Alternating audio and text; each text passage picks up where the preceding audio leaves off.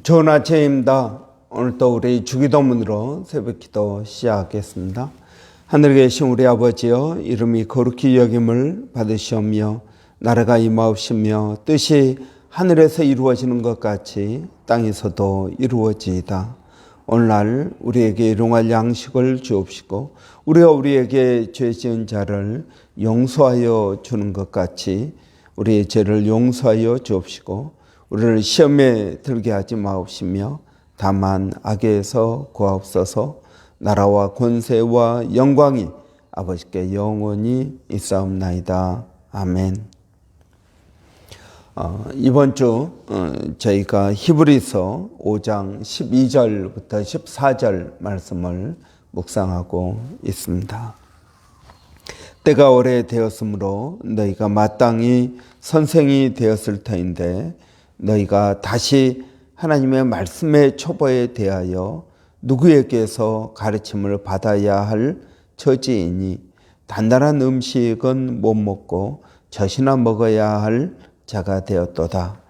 이는 젖을 먹는 자마다 어린 아이니 의의 말씀을 경험하지 못한 자요 단단한 음식은 장성한 자의 것이니 그들은 지각을 사용함으로 연단을 받아 선악을 분별하는 자들이니라.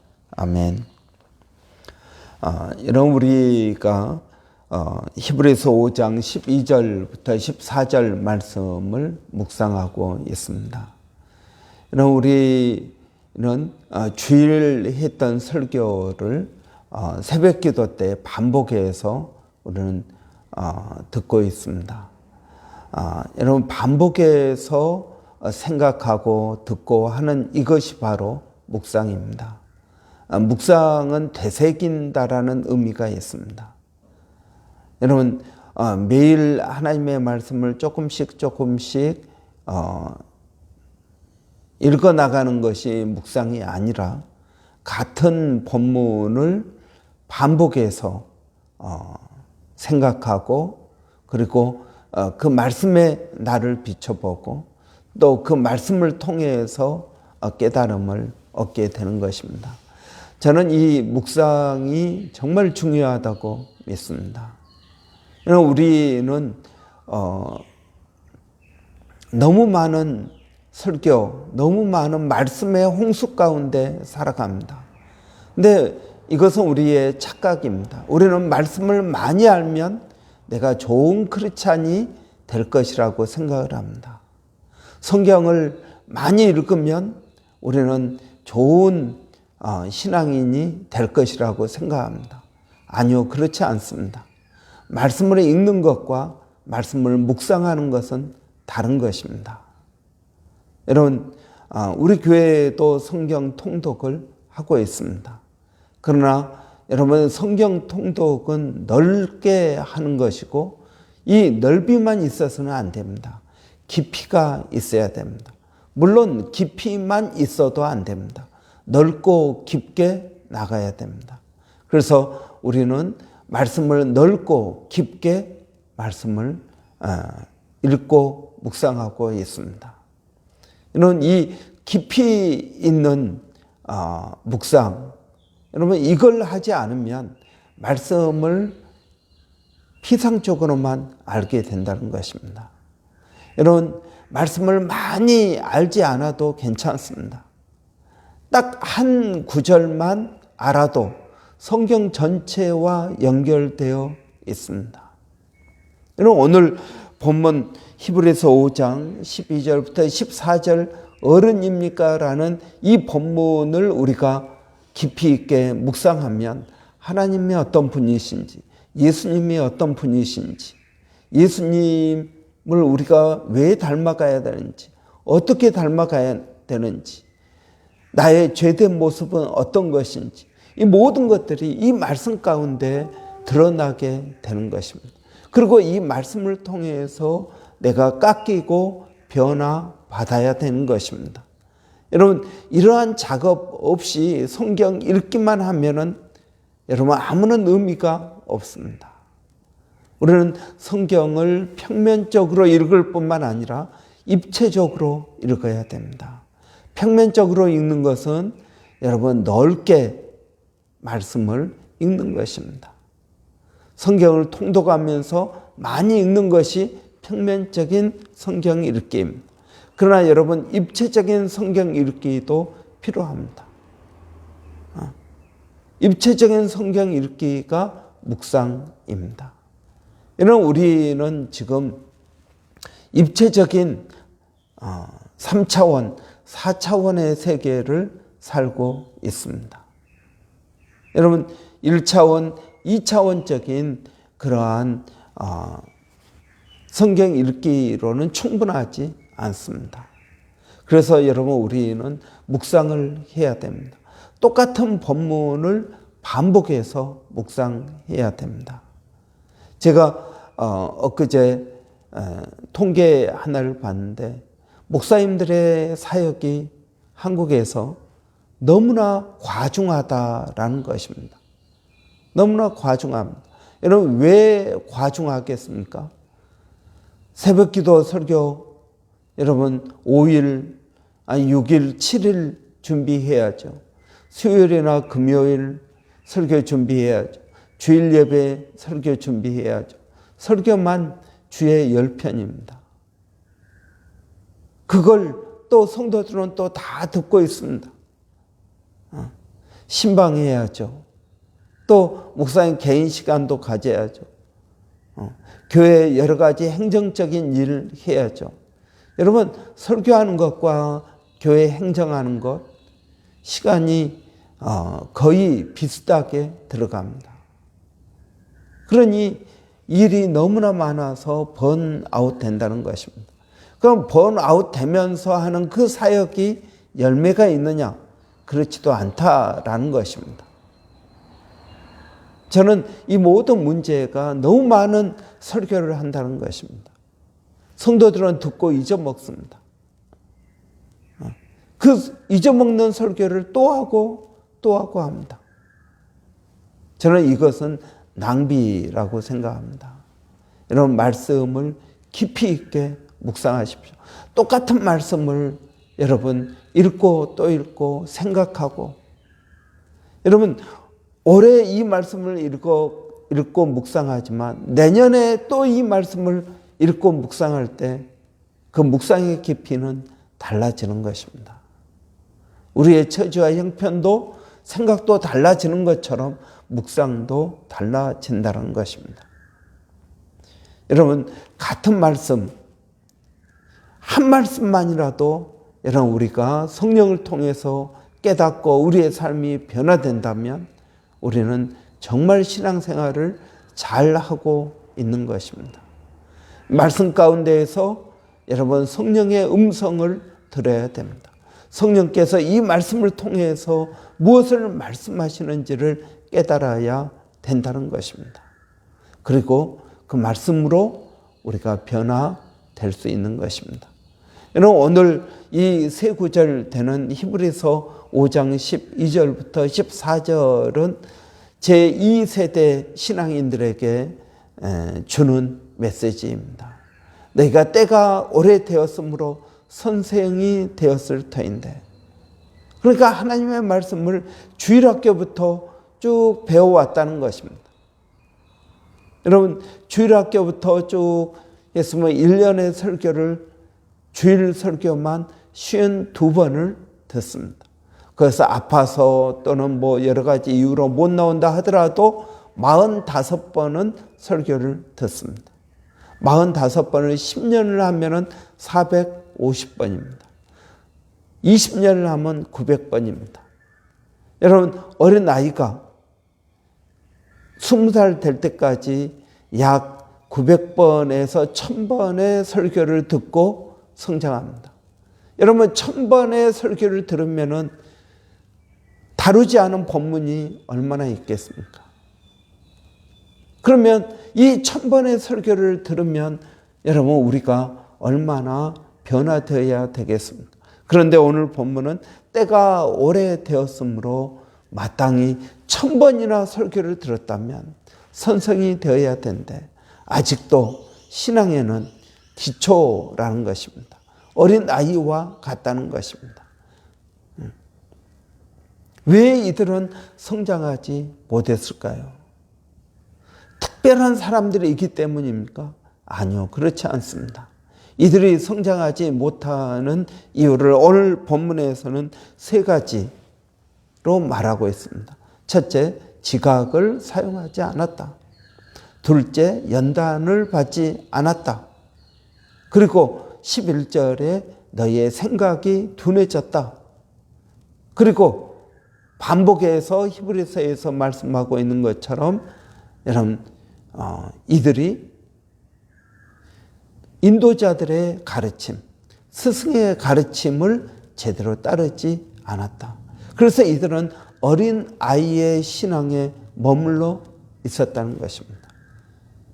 목사님, 이런 어린 아이들도 구원을 받지 않겠습니까? 예, 구원을 받겠죠. 그러나 그 구원을 성경에서는 부끄러운 구원이라고 이야기하고 있습니다. 부끄러운 구원이라는 것입니다. 왜 그렇습니까? 아무런 상급이 없는 구원이라는 것입니다. 그래도 지옥 가는 것보다는 낫지 않습니까? 예, 나을 것입니다. 그러나 그것은 부끄러운 구원이다. 아무런 상급이 없는 구원이다. 다른 사람들은 자기들의 한 일에 대해서 상을 받는데 이 사람은 아무런 상급이 없는 부끄러운 구원, 마치 집에 불이 났습니다. 그래서 몸만 겨우 빠져 나온 것과 똑같은 구원이라고 성경은 말하고 있는 것입니다. 여러분, 이들은 왜 어린 아이로 머물러 있었을까요? 그들은 게을렀습니다. 하나님의 말씀 따로 자기의 삶 따로 이중적인 삶을 살고 있었습니다. 그래서 이들은 게을렀고 또 하나님의 말씀을 깊이 있게 생각하지 못한 것입니다. 여러분, 말씀을 깊이 있게 생각해야 됩니다. 이 말씀은 예수 그리스도이십니다. 이 말씀은 하나님 자신입니다. 우리가 이 말씀을 어떻게 대하느냐에 따라서 우리가 하나님을 어떻게 대하느냐, 예수 그리스도를 어떻게 대하느냐가 결정되는 것입니다. 여러분, 말씀에서 구원을 얻는 줄 믿고 우리는 성경을 읽습니다. 성경을 묵상합니다. 성경을 배웁니다. 여러분, 이것은 굉장히 중요한 것입니다. 그런데 여러분, 이 신앙생활을 오래 한, 그렇지만 여전히 젖먹이 어린아이와 같은 이 사람들은 말씀을 공부하지 않은 것입니다. 말씀을 생각하지 않은 것입니다. 여러분, 신앙생활을 10년, 20년을 했습니다. 설교를 1000번을 들었을 것입니다. 1000번을 듣는 설교가 아무런 자기에게 유익이 없다면 교회에 나와서 교회 마당들만 밟고 다니는 것이 무슨 유익이 있겠습니까? 1000번의 설교를 들었는데 여러분 11조를 하지 못합니다. 1000번의 설교를 들었는데 기도하지 못합니다. 1000번의 설교를 들었는데 하나님에 대해서 알지도 못합니다. 여러분, 이것은 부끄러운 구원입니다. 어린 아이의 신앙입니다. 아무런 유익이 없는 신앙입니다. 여러분, 우리는 천국 가기 위해서 예수를 믿는 것이 아닙니다. 여러분, 천국 가는 것이 목적이라면 우리가 죽기 전에 잠깐 예수 믿고 천국 가면은 되지 않겠습니까? 그런데 왜 하나님께서는 우리를 믿음의 가정에서 태어나게 했습니까? 왜 우리를 10대, 20대에 예수 믿게 했습니까? 왜 어떤 사람은 30대, 40대에 예수를 믿게 합니까? 여러분, 우리가 80까지 산다고 생각하면은 여러분 30대에 예수를 믿어도 50년 가까운 세월을 예수 믿게 됩니다. 50년이면 설교를 2500번을 듣는 그런 엄청난 시간입니다. 설교를 2,500번을 듣습니다. 그런데도 그 설교가 나에게 아무런 도움이 되지 않는다면 정말 구원받은 것인지 우리는 생각해 봐야 될 것입니다. 여러분, 게을러서는 안 됩니다. 신앙생활에도 열심을 품고 주를 섬기라고 말씀하고 있습니다. 성경 읽기에, 기도하는 것에, 여러분 또 우리가 하나님 말씀대로 사는 것, 섬기고 봉사하는 일에 여러분 열심을 내야 됩니다. 하기 싫어도 여러분이 해야 될 일이 바로 이 일인 것입니다. 오늘 못하면 내일로 미루어야 될 일이 아닙니다. 우리가 해야 되는 여러 가지 일들이 있습니다. 급하고 중요한 일이 있습니다. 급하지 않지만 중요한 일이 있습니다. 급하지도 않고 중요하지도 않은 일이 있습니다. 중요하지 않지만 급한 일이 있습니다. 여러분, 어떤 일을 제일 먼저 해야 될까요? 급하고 중요한 일입니까? 급하지 않지만 중요한 일입니까? 여러분, 성경 묵상하는 것, 성경 읽게 하는 것, 여러분 신앙생활에 우리의 시간을 투자하는 것은 급하지 않지만 중요한 일입니다. 급하고 중요한 일만 하다 보면은 정말 내 인생의 미래를 준비하는 일, 급하지 않지만 중요한 그 일을 놓치게 된다는 것입니다.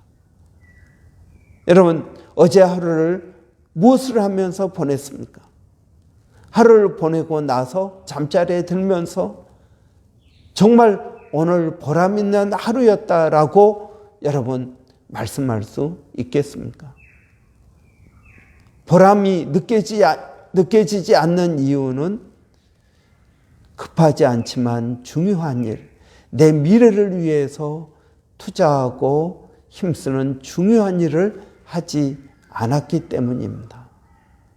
여러분, 급하고 중요한 일보다, 중요하지 않지만 급한 일보다 급하지 않지만 중요한 일을 하시기 바랍니다.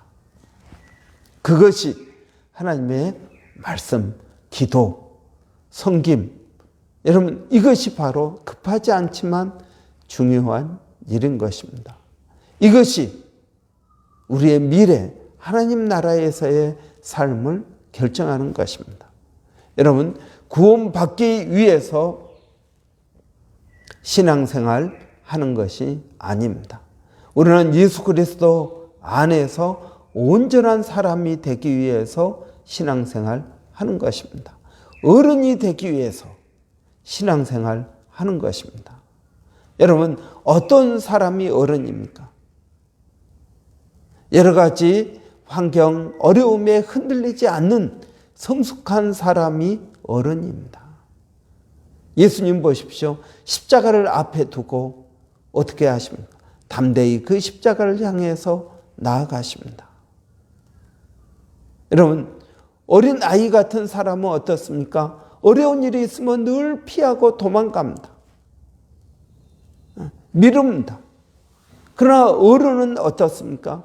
그 일이 피할 수 없는 일인 것을 알고 담담하게 받아들이고 그 일에 최선을 다하는 것입니다.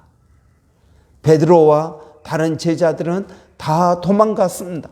그들은 어린 아이와 같은 신앙이었습니다.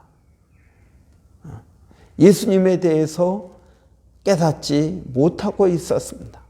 3년 반이나 예수님과 함께 한 베드로도, 예수님이 누구인지 고백한 그 베드로도 실제 삶으로는 어린 아이와 같은 신앙이었다는 것입니다. 여러분, 우리는 안 그러겠습니까? 우리도 마찬가지입니다. 여러분, 생각하는 것 게으르지 마십시오. 깊이 있게 생각해 보십시오. 하나님의 말씀과 내 삶이 서로 어긋났다면 여러분 왜 어긋났는지, 거기에 하나님의 뜻은 무엇인지 여러분 우리가 깊이 생각해 봐야 됩니다. 이걸 생각하지 못하고 눈앞의 것만 바라보고 감각적으로만 생각하면 이런 사람들이 어린 아이입니다. 하나님의 마음을 생각해 보십시오.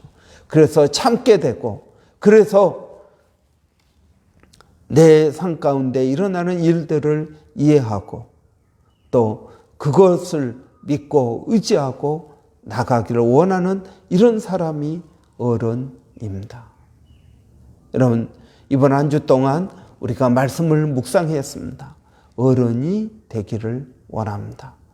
성령 하나님께서 우리를 어른으로 만들기 위해서 우리를 훈련시키십니다. 여러분, 크고 작은 어려움들 우리의 삶 가운데 일어납니다. 왜 일어날까요? 우리를 어른으로 만들고자 하는 성령님의 사역이라고 믿습니다. 여러분 삶 가운데 일어나는 일들을 여러분은 어떻게 받아들이고 있습니까? 성령님께서 여러분의 삶 가운데 일하고 계신다라는 증거입니다. 우리는 이러한 일들을 통해서 성장하고 성숙합니다. 저는 저와 여러분들이 이러한 성령님의 역사하심을 통하여 우리가 점점 성숙하고 성장하여 다른 사람들을 이끌 수 있는, 돌볼 수 있는 믿음의 성도들이 되시기를 바랍니다. 기도하겠습니다. 할렐루야. 살아계신 아버지 하나님, 우리를 어른 만들기 위하여 우리의 삶 가운데서 일하고 계시는 성령님을 발견하게 하여 주시기를 원합니다. 성령님께서 주무시지도 않고 졸지도 않고 우리를 위하여 일하시는데 그 일의 결과가 무엇인지를 알게 하여 주시고 그 일을 기대하고 믿음으로 나갈 수 있도록 하나님 도와주시기를 원합니다. 아버지 하나님, 오늘도 우리의 삶 가운데 능력으로 역사하시는 성령님을 의지합니다. 그 성령님과 깊은 교제가 있게 하여 주시옵소서. 말씀을 깨닫게 하여 주시고 말씀을 묵상할 때마다 성령 하나님의 음성을 들을 수 있도록 하나님 저희들을 도와주시옵소서. 살아계신 아버지 하나님, 오늘 또 저희에게 은혜를 더하여 주시기를 원합니다. 주님을 의지하고 믿음으로 나가기를 원합니다. 사랑하는 성도들, 어디에 있든 무엇을 하되 일마다 때마다 역사하여 주시기를 원합니다. 살아계신 아버지 하나님, 오늘도 주님 의지하는 우리 자녀들, 특별히 시험 기간에 있는 자녀들에게 지혜를 더하여 주시고 믿음으로 아버지 모든 일들을 감당하고 나가게 하여 주시기를 원합니다. 우리 아이들이 아버지 어린 아이에 머물러 있지 않고 어른으로 성숙하게 하여 주시기를 원합니다. 살아계신 아버지 하나님, 오늘도 저희가 기도합니다. 몸된 교회가 성령으로 충만케 되기를 원합니다. 우리 교회의 모든 성도들이 어른 되게 하여 주시옵소서. 아버지, 그래서 책임 있는 신앙인이 되게 하여 주시고 아버지, 성숙한 신앙인, 성령님과 교제하며 의의 말씀을 경험하는 신앙인이 되게 하여 주시옵소서. 아버지 하나님, 9월 달이 되었습니다.